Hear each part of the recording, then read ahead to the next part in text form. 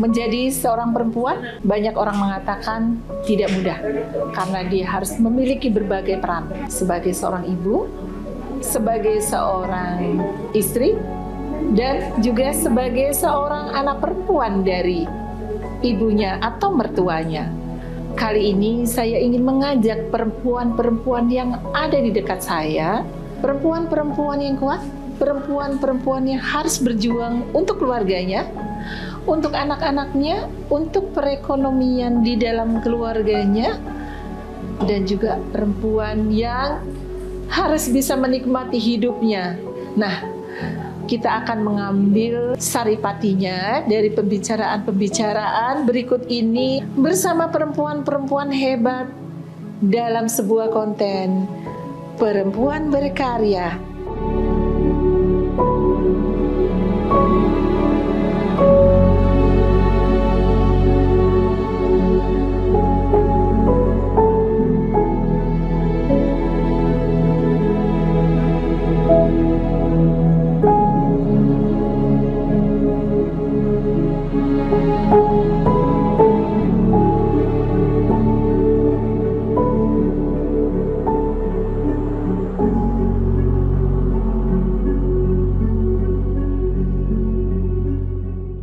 Kali ini saya bersama dengan seorang putri nurse yang kelihatannya masih muda banget.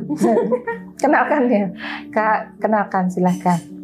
Ya, nama saya Reklani Sakila, biasa dipanggil Reka. Usia saya 25 tahun. 25 tahun. Iya. Sudah lulus nurse ya? Sudah. Jadi S1 keperawatan ya? Iya. Jadi menempuh nurse itu berapa tahun Kakak? Profesi nurse itu sebenarnya 1 tahun kan Bu. Cuman kemarin itu ketika saya menjalani pendidikan itu pas lagi COVID 2021. Oh iya iya. Jadi sempat ketika COVID itu lagi naik, jadi kami tuh off Bu, jadi nggak bisa praktek di rumah sakit. Kebetulan praktek kami tuh di rumah sakit AWS, rumah sakit umum kan. Jadi pas lagi COVID, jadi kami nggak boleh praktek di rumah sakit. Jadinya kemarin tuh hitungannya 1,5 tahun Bu. Jadi agak terlambat setengah tahun gitu. Oke, jadi ini 25 tahun. Iya.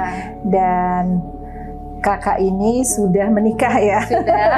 Posisinya sudah menikah. Sudah menikah. Jadi menikah dulu di usia berapa? Di usia 22 tahun. 22 tahun tapi udah lulus S1. Jadi pas lulus S1 tuh kan September kan Bu wisudanya. Itu nah baru saya nikahnya itu Desember. Pas baru ulang tahun yang ke-22 tahun. Pas baru 2 bulan kan Oktober saya lahirnya. Nah, kita pengen tahu, iya, Bu, untuk memutuskan menikah di usia muda, iya, termasuk usia muda ya di zaman sekarang, iya, termasuk muda. Itu tentu dengan beberapa pertimbangan yang matang, ya kan? Atau memang sudah kepengen banget? Ya pasti rata-rata orang kayak gitu Bu. Iya memang saya tuh Bu dari dulu tuh memang pengen nikah muda Bu. Karena cita-cita memang sudah ya? Iya cita-cita. Soalnya saya sama Mas itu kan ibaratnya nggak terlalu jauh juga kan Bu jaraknya. Dia tuh ngerasa kayak lebih enak aja, kayak kita tuh mau ngobrol, jadi kayak lebih ke sahabat gitu nah Bu.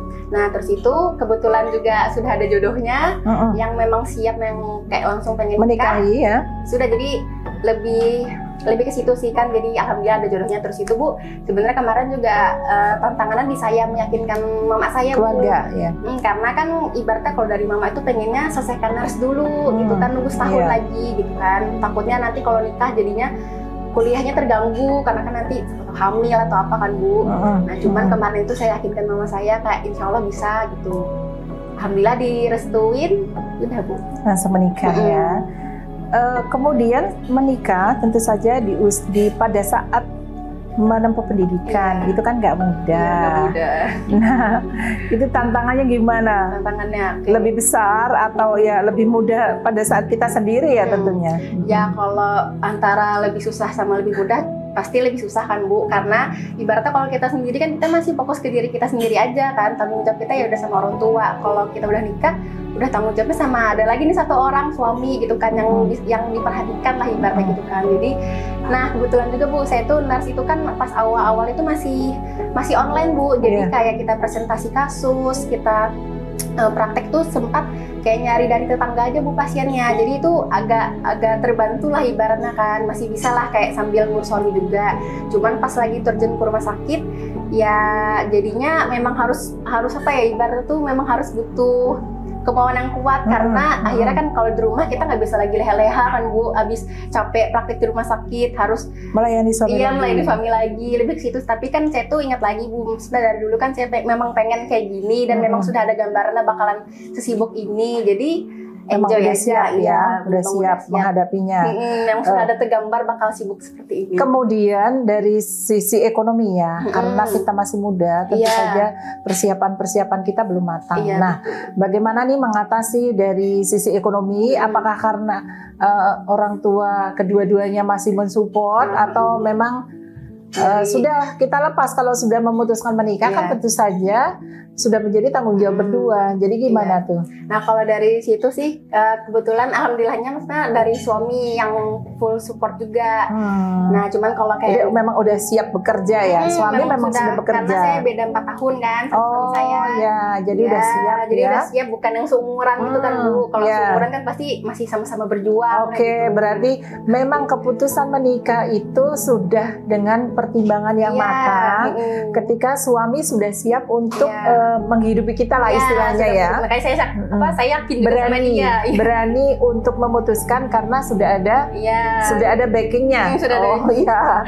Jadi bukan saya kira kan kalau misalnya belum ada backingnya, kira-kira masih tetap berani atau enggak untuk memutuskan menikah muda? Enggak juga Bu, makanya saya lihat juga kan. Walaupun orang tua misalnya mensupport? Enggak berani juga, saya pasti lihat juga dari calonnya. Karena dia juga beda 4 tahun sama saya kan, udah ibaratnya mantap lah. Jadi saya berani juga. Jadi memutuskan untuk menikah muda itu juga dengan pertimbangan-pertimbangan yang matang. Bukan hanya ingin aja nikah muda. Bukan ingin aja, bukan. Nah itu sih Bu, karena kebetulan itu kan Bu, saya maksudnya nggak yang pacaran gitu Bu. Jadi memang orang ta'aruf sudah langsung menikah. Iya, jadi memang orang tua kan tahu nih anaknya memang nggak ini mau pacaran. Jadi ya apalagi kan Bu kalau kita tuh mau supaya bisa dekat. Jadi memang keputusan ini benar-benar mempertimbangkan dari segi agama. Dari segi ekonomi juga ya, sudah tertata, maksudnya sudah dengan pertimbangan yang matang. Nah, kemudian untuk memutuskan memiliki anak. Tapi usia sudah waktu menikah usianya berapa? 22. Jadi karena sudah 22 sudah usia cukup untuk memiliki anak ya. Jadi gimana waktu itu? Apakah mempertimbangkan untuk menunda atau langsung aja. Nah, jadi sebelum nikah itu sempat saya ada diskusikan sama yang dulu kan calon suami saya. Kayak dulu sempat Bu pengen nunda dulu, maksudnya selesaikan nurse dulu. Karena kan nurse itu kita ya kayak kerja kan Bu, karena full di rumah sakit. Cuman tuh saya mikir-mikir lagi, ibaratnya kalau nunda itu apa ya, kayak saya tuh lebih mikir kayak orang di luar sana tuh masih banyak yang kayak masih jadi videonaris 2 gitu kan Bu. Nah terus saya mikir misalnya memang saya mau langsung, saya bisa nggak sambil kuliah, sambil kita dinas di rumah sakit kan. Saya mikir-mikir lagi kan, insya Allah bisa aja karena kan hitungannya kayak kita kerja gitu kan Bu. Kalau kita nurse itu nggak kayak kuliah yang dengarkan dosen di ruang kelas, enggak. Jadi betul-betul kayak kerja. Jadi ya pas sudah saya pikirkan kayak gitu kan, akhirnya ya memang udah komit langsung aja. Langsung. Dan akhirnya alhamdulillah jreng langsung berapa lama? Sempat 04 bulan Bu.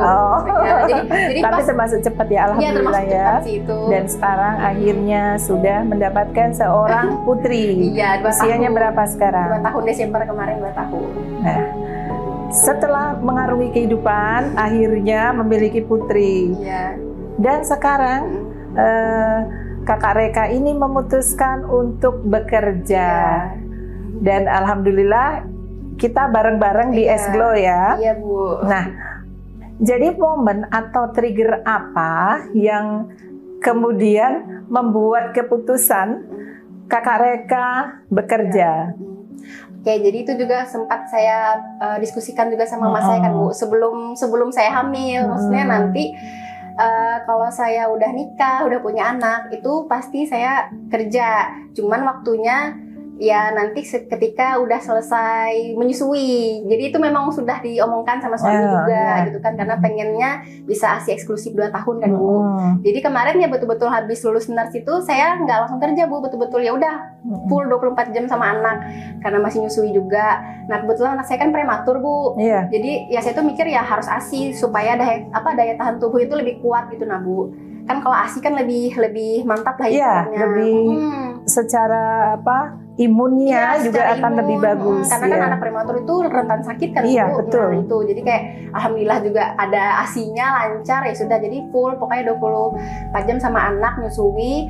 Terus pas sudah saya sapi kan Bu, baru saya kayak diskusi lagi kan. Dan alhamdulillah mama saya juga bisa bantu untuk jaga anak saya ya sudah, karena memang yang sebelumnya udah diomongkan juga Bu. Iya. Jadi seperti Kakak Vindi ya. Jadi akhirnya melepaskan untuk diasuh oleh nenek atau oleh orang-orang yang dipercaya, tentu aja juga itu mememerlukan kebesaran jiwa ya. Iya betul Bu. Sempat galau juga sebenarnya. Sedih ya? Iya sedih. Sempat galau. Bagaimana? Pasti kita kan apalagi udah kayak 2 tahun full sama anak terus tiba-tiba kemudian kita terpisah ya? Iya terpisah kayak gitu kan. Pasti galau juga. Sempat awal-awalnya ya nangis saya kan Bu ibaratnya. Tapi ya saya baik lagi.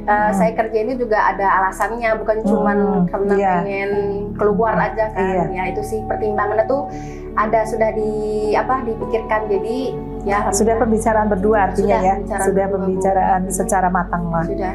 Dan berarti memang semuanya memerlukan kesiapan ya Kak ya? Iya betul. Memerlukan kesiapan mental juga ya. Itu sih mental yang paling utama sih mental. Kemudian memilih pekerjaan.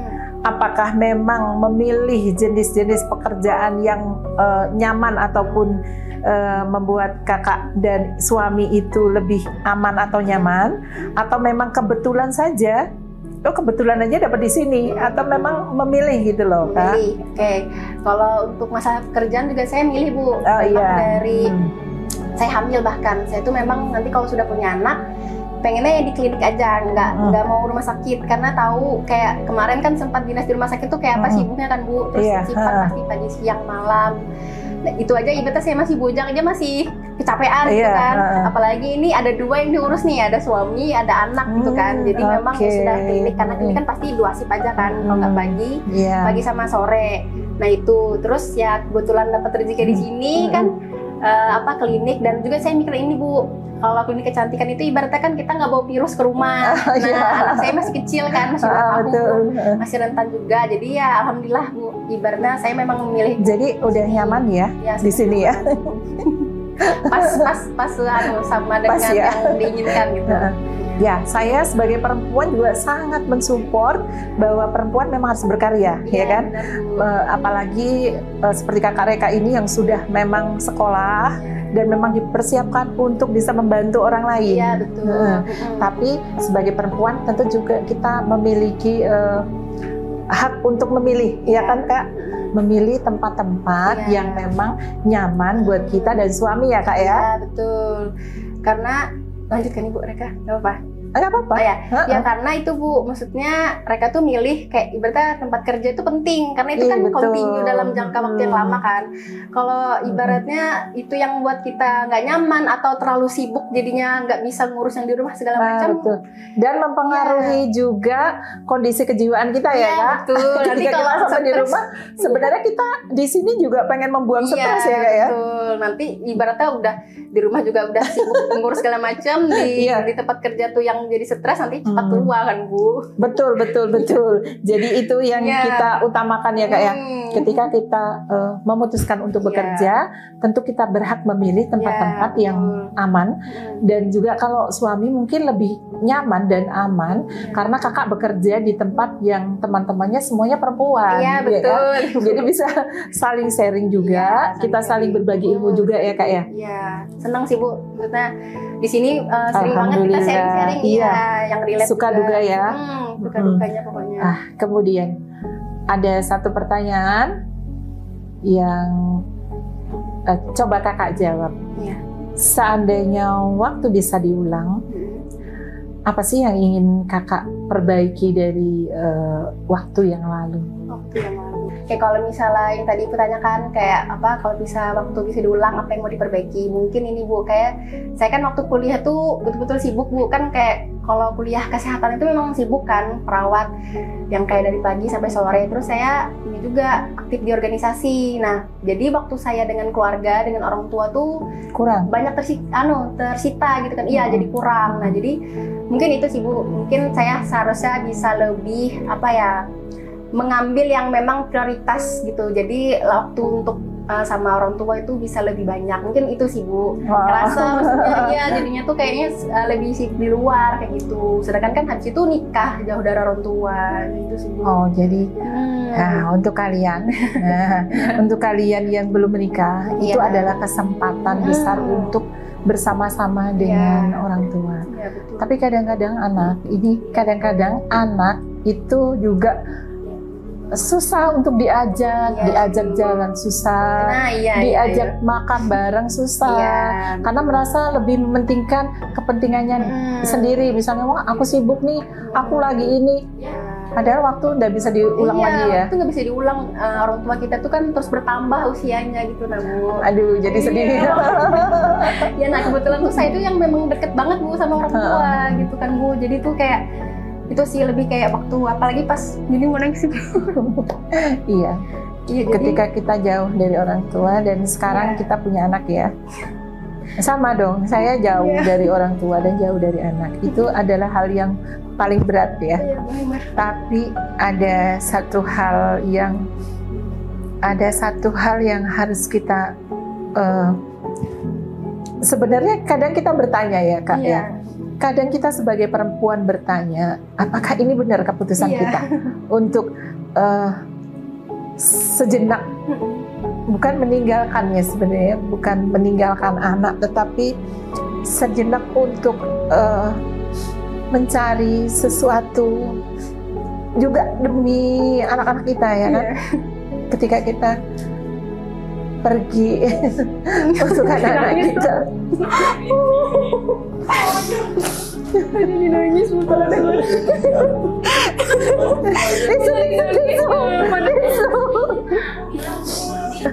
padahal mau nangis kok jadi nangis. Ada ibu kayak kan sekolah ibu nangis pasti mau nangis.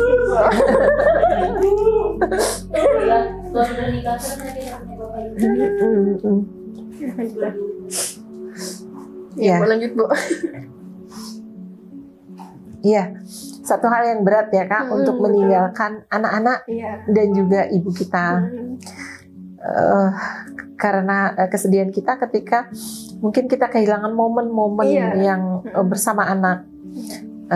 Tapi percayalah kita memiliki sebuah tekad dan juga memiliki tujuan yang mulia untuk keluarga kita. Tentu saja kita pergi dari rumah untuk keluarga kita, itu ya Kak ya. Iya, makanya jadi lebih kayak diluruskan lagi pokoknya niatnya ini kita kerja untuk apa gitu kan. Betul. Sebagai penguat kita sih kan Bu. Jadi kita lagi menanyakan nih kadang ada memang pertanyaan itu benarkah itu langkah kita. Tapi kembali lagi kita di sini juga bertemu dengan banyak teman yang senasib lah ya, senasib dengan kita. Tapi juga perlu kita syukuri ya Kak, karena ketika kita sebagai perempuan bisa membantu keluarga kita, bisa juga anak-anak kita juga nantinya akan bangga dengan kita ketika kita sebagai seorang ibu bisa menjalankan peran dari berbagai peran yang ada. Sebagai ibu, sebagai mama yang juga bekerja sesuai profesinya ya Bu ya. Tapi tetap terus ini ya komunikasi ya Kak? Iya betul, tetap Bu. Dan apa namanya, malah saya lebih bisa menghargai waktu ketika sama anak, karena kan mikirnya kayak ya kalau dulu kan namanya tiap hari kadang kita tuh jenuh kan Bu, memang betul. ada titik jenuh kan sebagai seorang perempuan biasa, kita juga jenuh menghadapi hari-hari yang sama dan itu berulang terus selama. Kita juga butuh waktu juga ya Kak? Kita tuh memang butuh waktu untuk kita sendiri, memang harus. Nah, jadi alangkah tidak mudahnya menjadi perempuan, tapi juga bukan sesuatu yang susah kan ya Kak? Karena itu adalah hal yang membanggakan dan membahagiakan. Kak Reka, harapannya ke depan apa nih harapan ke depan untuk putrinya, untuk Safa? Ya harapannya ya semoga dia tetap bisa jadi anak yang sehat, terus itu juga aktif, Solehah ya? Ya solehah, berbakti kepada orang tua, terus ya mungkin mereka minta maaf. Entar dulu. Enggak kalau anak nggak apa-apa. Ya, minta maaf ya.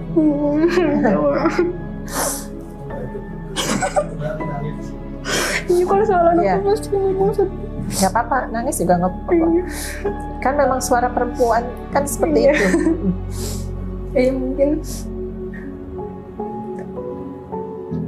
Ya mungkin misalnya nih Safa nanti nonton gitu kan, ya pokoknya bunda mau minta maaf mungkin untuk sekarang waktunya nggak bisa full kayak 24 jam kayak dulu.